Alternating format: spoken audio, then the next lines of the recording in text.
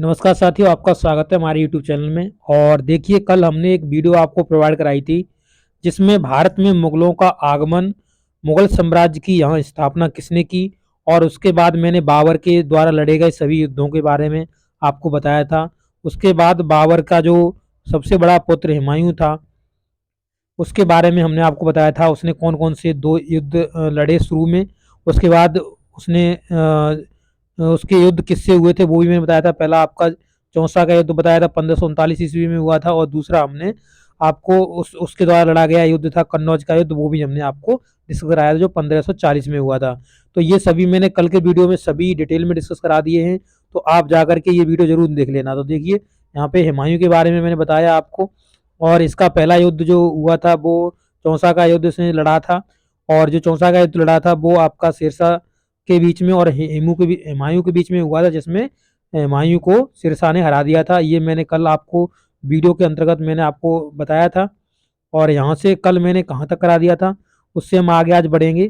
तो कल हमने सिरसा सूरी के बारे में हम बताने जा रहे थे, वहां पर हमने आपको छोड़ दिया था।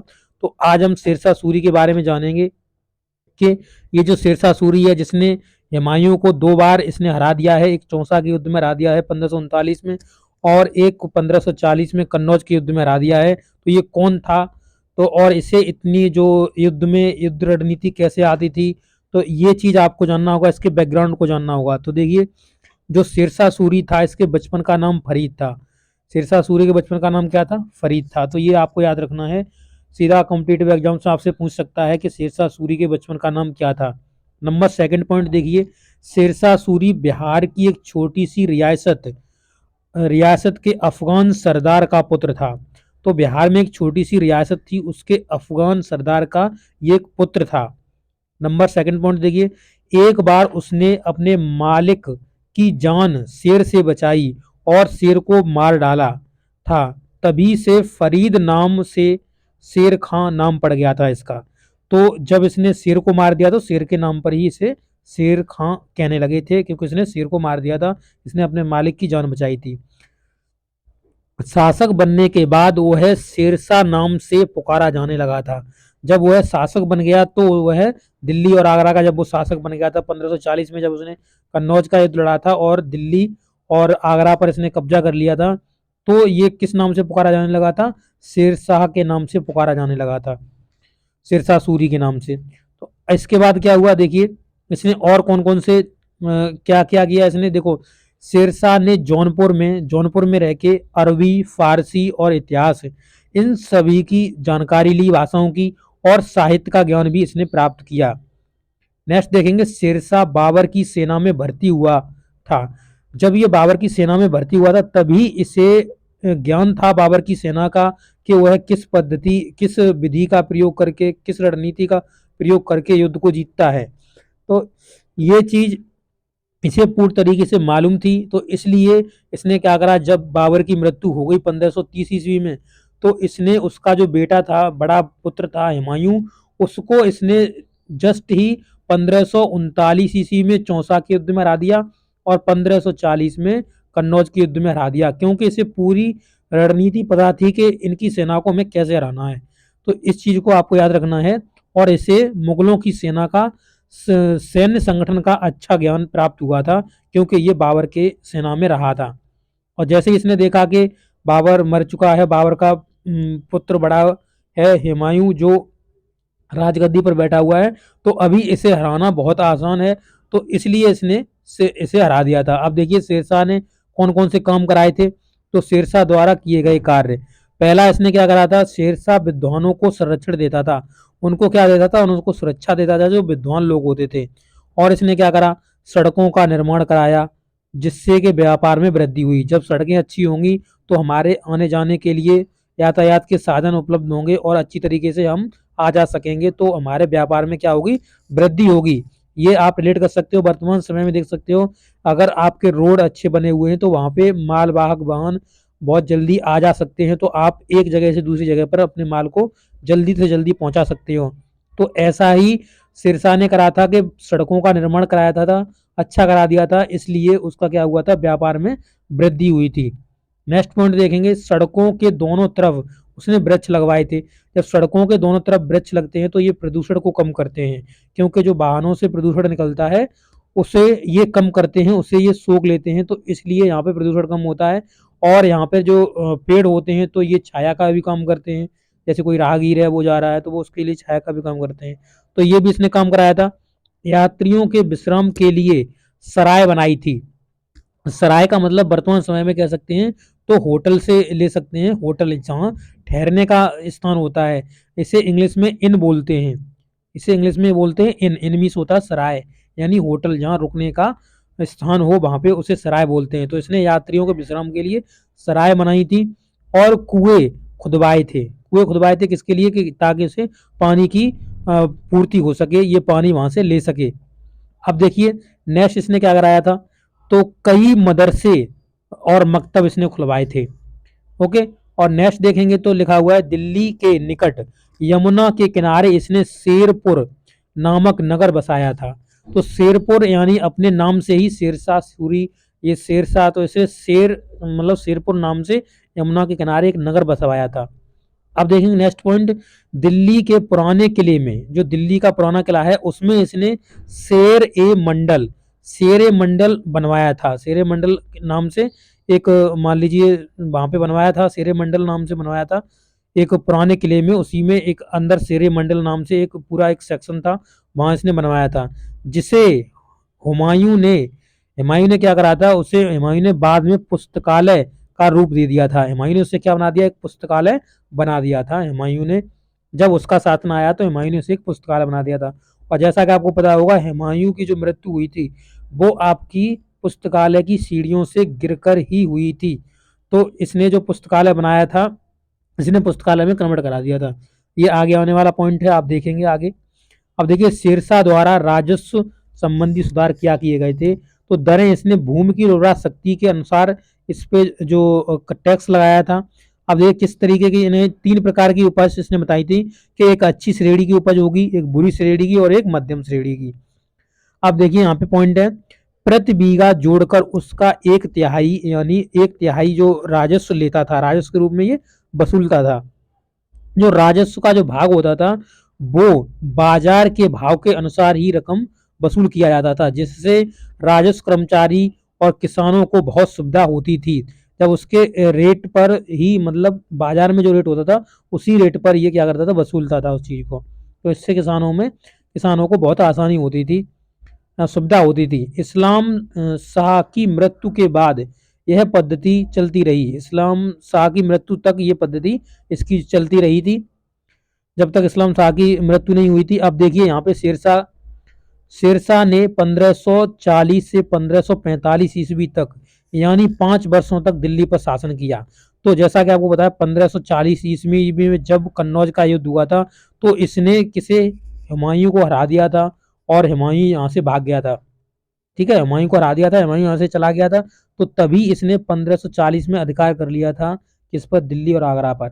और जब अधिकार कर लिया था तो 1540 से 1545 तक इसने शासन किया, यानी 5 साल तक इसने शासन किया था। नेक्स्ट पॉइंट देखेंगे, सन 1945 ईस्वी में शेरशाह ने कलिंजर, तो कालिंजर का एक किला था उस पर इसने घेरा डाला था। तभी बारूद के एक ढेर में क्या लग गई, आग लगने से इसकी मृत्यु हो गई थी। वहां पर विस्फोट हो गया था तो उस विस्फोट में ये मारा गया था शेरशाह। ठीक है, शेरशाह की मृत्यु के बाद उसके उत्तराधिकारियों ने 10 वर्षों तक शासन किया। तो अब देखिए ये इसकी जो मृत्यु हुई है वो 1545 ईस्वी में हुई है इसकी मृत्यु शेरशाह की। ये जो कालिंजर के किले पर इसने अपना डेरा डाला था वहां पे बारूद में क्या विस्फोट हो गया था तो वहां पे ये मर गया था। तो 1545 से 10 साल तक और इसके जो उत्तराधिकारी हुए थे वो शासन करते रहे, यानी 1555 तक इन्होंने शासन किया है। शेरशाह सूरी वंश ने, शेरशाह सूरी के लोगों ने यहाँ पे शासन किया है। अब देखिए इसके बाद क्या होता है, लेकिन यह उत्तराधिकारी इतने योग्य एवं सशक्त नहीं थे कि शासन की देखभाल कर सकें। जो इनके जो उत्तराधिकारी हुए वो इतने कुशल नहीं थे, इतने योग्य नहीं थे जो इसकी देखभाल कर सकें। अतः इनके हाथों से साम्राज्य निकल गया और सूरी वंश का अंत हो गया। इस तरीके से जब ये अयोग्य थे तो दूसरों ने इस पर आक्रमण करके इसे जीत लिया और इससे ये जो सूर्य वंश था वो यहाँ पे समाप्त हो जाता है। अब देखिए इसे किसने जीता था, तो यहाँ पे आप देख सकते हैं जो हुमायूं था, हुमायूं ने इस स्थिति का लाभ उठाते हुए, क्योंकि उनके जो उत्तराधिकारी थे वो बहुत कमजोर थे, अयोग्य थे, इसलिए उसने इसका लाभ उठाते हुए हुमायूं ने कांधार, काबुल, पंजाब, दिल्ली और आगरा पर क्या कर लिया, विजय प्राप्त कर ली, इसे अपने अंडर में कर लिया। अब हुमायूं वापस आ गया। देखिए हुमायूं वापस कैसे आया, तो हुमायूं की वापसी, हुमायूं ने फारस के शासक की सहायता से कंधार पर इसने कब्जा कर लिया, कंधार को जीत लिया। सन 1955 नहीं 1555 ईस्वी में हुमायूं ने पंजाब को जीतकर दिल्ली व आगरा पर कब्जा कर लिया, पंजाब को जीता और दिल्ली आगरा को अपने कब्जे में ले लिया। अब यहाँ पे बहुत इंपॉर्टेंट पॉइंट है जो कि एग्जाम्स में काफी बार पूछा जाता है कि सन 1956 ईस्वी में पुस्तकालय की सीढ़ियों से उतरते समय पैर फिसलने से हुमायूं की मृत्यु हो गई। तो ये ऐसे क्वेश्चन पूछता है कि किस शासक की पुस्तकालय की सीढ़ियों से गिरने से मतलब मृत्यु हो गई थी, तो वो था हुमायूं। हुमायूं की मृत्यु हो गई थी जब ये पुस्तकालय की सीढ़ियों से इसका पैर स्लिप कर गया था और ये गिर गया था और ये मर गया। ठीक है, अब इसका जो पुत्र था अकबर, अब अकबर का जो शासन है वो चलेगा। अकबर का परिचय, तो अकबर के बारे में पहले हम जान लेते हैं, इसका पुत्र अकबर था। अब देखिए अकबर का जन्म 1542 ईस्वी में अमरकोट के राजा बीरसाल के महल में हुआ था।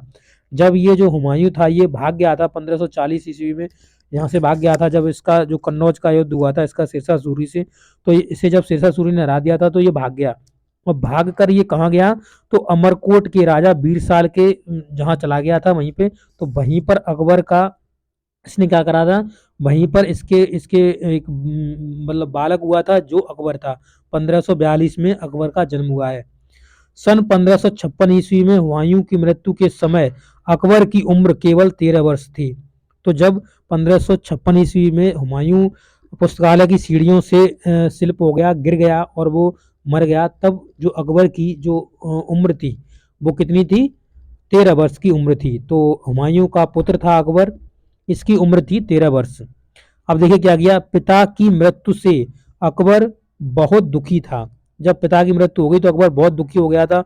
बैरम खां ने इसे धैर्य बनाया और कलनौर नामक स्थान पर सन 1556 ईस्वी में राज्य अभिषेक कर दिया। तो यहाँ पर इसे राजा बना दिया 1556 ईस्वी में। 13 वर्ष की उम्र में अकबर को इसका जो मतलब सेनापति था बैरम खां, उसने इसे क्या बना दिया था, इसे राज्याभिषेक कर दिया था और इसे राजा बना दिया था। अब देखिए जब हुमायूं की मृत्यु हुई तो उसके बाद आदिल शाह के मंत्री हेमू, आदिल शाह का मंत्री था हेमू, ने दिल्ली पर कब्जा कर लिया। जैसे ये 1556 ईस्वी में मरा तो इसके मतलब आदिल शाह के जो सूरी था, उसका जो मंत्री था, उसने क्या कर, हेमू, तो उसने दिल्ली पर कब्जा कर लिया था। हेमू ने विक्रमादित्य की उपाधि धारण की और दिल्ली के राज सिंहासन पर बैठ गया।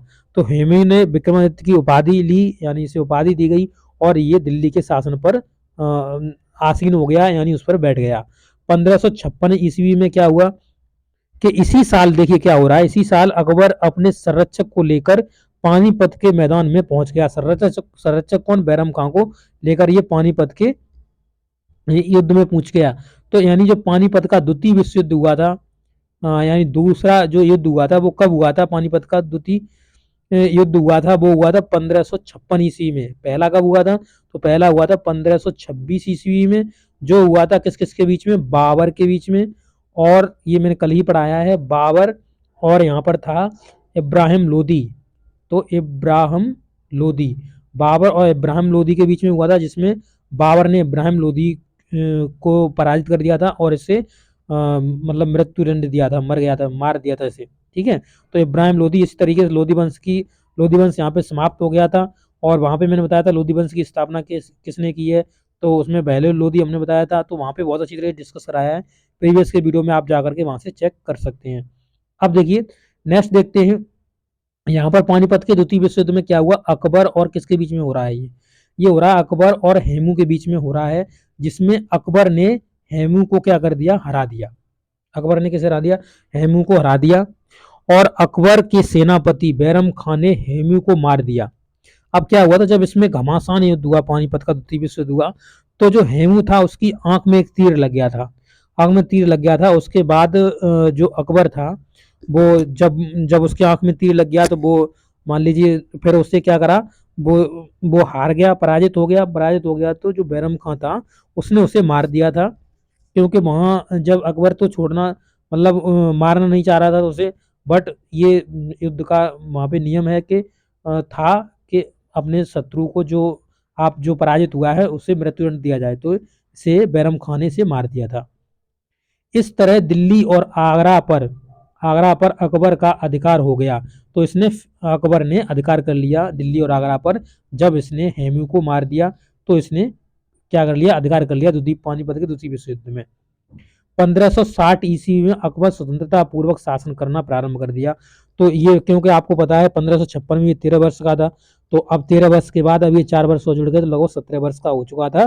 तो ये स्वतंत्र रूप से ये अब क्या करने लगा था, शासन करने लगा था। अब देखिए अकबर ने और क्या क्या किया, देखिए यहाँ शॉर्ट में देख सकते हैं। अकबर 1562 ईस्वी में युद्ध बंदियों को गुलाम बनाने की प्रथा को इसने समाप्त करा। 1563 ईस्वी में तीर्थ कर यात्रा समाप्त इसने कर दिया। 1564 ईस्वी में इसने हिंदुओं से लिया जाने वाला जजिया कर समाप्त कर दिया। तो इसने बैक टू बैक अच्छे काम किए। देखिए 1562 ईस्वी में इसने क्या करा कि युद्ध बंदियों को गुलाम बनाने की प्रथा खत्म कर दी। 1563 ईस्वी में तीर्थ यात्री कर समाप्त कर दिया। और 1564 ईस्वी में इसने क्या करा, 1564 में हिंदुओं से लिया जाने वाला जजिया कर इसने समाप्त कर दिया। जो जजिया कर लगता था उसे इसने समाप्त कर दिया। अब देखिए अकबर, आगे देखते हैं अकबर ने और क्या क्या किया। अकबर ने संपूर्ण भारत को जीतने के लिए दल, बल, वेद, मित्रता, ये सभी चीजें उसने अपनाई। जहां कोई मित्रता से मान गया उसे मित्रता कर ली, जहां कोई बल से माना उसे बल से मना लिया। अब इस तरीके से इसने दल, बल और भेद सब कुछ, सब तरीके की नीति इसने अपनाई। और इसने देखिए किस किस पर जीत प्राप्त की। देखिए अकबर की विजय मालवा, जौनपुर, चुनार, मेरठ और गोंडवाना, रणथंभौर, कालिंजर, मारवाड़, गुजरात, बिहार, बंगाल, काबुल, कश्मीर, सिंध, उड़ीसा, दक्षिण भारत के सभी भागों पर विजय प्राप्त कर ली। इसने कह सकते हैं आप संपूर्ण भारत पर इसने विजय प्राप्त कर ली थी। और इसने देखिए क्या करा, इसने इसे कौन कौन सी विजय बहुत ही मुश्किल से देखने के लिए मिली। तो 1567 से 1568 ईस्वी तक लंबे समय के बाद इसे चित्तौड़ पर अधिकार प्राप्त हुआ था। और नेक्स्ट देखेंगे जयमाल व पत्ता के नेतृत्व में राजपूतों ने अकबर को कठिन चुनौती दी थी। गौड़वाना राज्य की रानी दुर्गावती तथा मेवाड़ के राजा महाराणा प्रताप प्रमुख थे। इसके लिए जो इनका युद्ध हुआ था उसके बीच में ये प्रमुख लोग थे। अब देखेंगे आगे तो अकबर ने और क्या क्या किया। देखिए अकबर इसने एक धर्म चलाया था, सर्वमान्य धर्म, जिसे बोलते थे दीन ए इलाही। तो दीन ए इलाही अकबर ने चलाया था, इसे सर्वमान्य धर्म बोलते थे। इसकी स्थापना इसने नहीं की थी। तो ये क्वेश्चन सीधा कॉम्पिटिटिव एग्जाम से पूछता है कि सर्वमान्य धर्म यानी दीन ए इलाही की स्थापना किसने करी थी, तो ये अकबर ने की थी। अब देखिए इसने मनसबदारी प्रथा चलाई थी, क्योंकि इसे ये पता था कि राजपूत से ये मतलब इसे ये पता था कि राजपूतों से हम अगर मिलाकर नहीं रखेंगे, बनाकर नहीं रखेंगे तो हम यहाँ पे ज्यादा समय तक शासन नहीं कर सकते हैं। तो इसने मनसबदारी प्रथा का प्रचलन करा था, जिसमें पद वेतन के बेस पे थी ये। तो उच्च उच्च पद पर इसने राजपूतों को यहाँ पर सिंहासन पर बैठा दिया था। हल्दी घाटी का जो इसने युद्ध लड़ा था 1576 ईस्वी में, हल्दी घाटी का युद्ध लड़ा था अकबर और महाराणा प्रताप के बीच में हुआ था, जिसमें अकबर जीत गया था, महाराणा प्रताप को हरा दिया था इसने। नेक्स्ट देखेंगे तो इसमें देखो फतेहपुर सीकरी इबादत खाना इसने बनाया था फतेहपुर सीकरी पर, जिसे प्रार्थना गृह बोलते हैं। जो फतेहपुर सीकरी पर इबादत खाना है इसे प्रार्थना गृह बोलते हैं। सभी धर्मों के लोगों के साथ धार्मिक चर्चा करता था, ये सभी धर्मों के लोगों को बुलाता था और धार्मिक चर्चा भाग लेता था, उसमें ये धार्मिक चर्चा करता था। और यहाँ से ये जो इसका जो निधन हुआ है वो सन 1605 ईस्वी में अकबर की मृत्यु हो गई है। ये 1605 ईस्वी में अकबर मर गया है। और ये कितने में जन्म हुआ था इसका, तो 1542 ईस्वी में इसका जन्म हुआ था और 1605 ईस्वी में इसकी मृत्यु हो गई।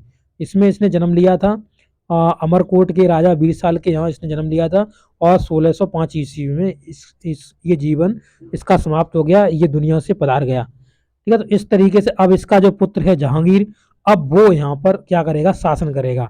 तो ये जो वीडियो होगा वो मैं नेक्स्ट वीडियो में आपको कराऊंगा, नेक्स्ट वीडियो में ये पूरी जानकारी दूंगा। ये वीडियो कैसा लगा है, अच्छा लगा अपने दोस्तों के साथ शेयर कर देना। बहुत अच्छा प्रयास किया आपको समझाने का। अगर अच्छा लगता है तो जरूर शेयर करना और इस वीडियो को लाइक करना। मिलेंगे नेक्स्ट वीडियो में, तब तक के लिए आपसे लेते हैं विदा। Thank you.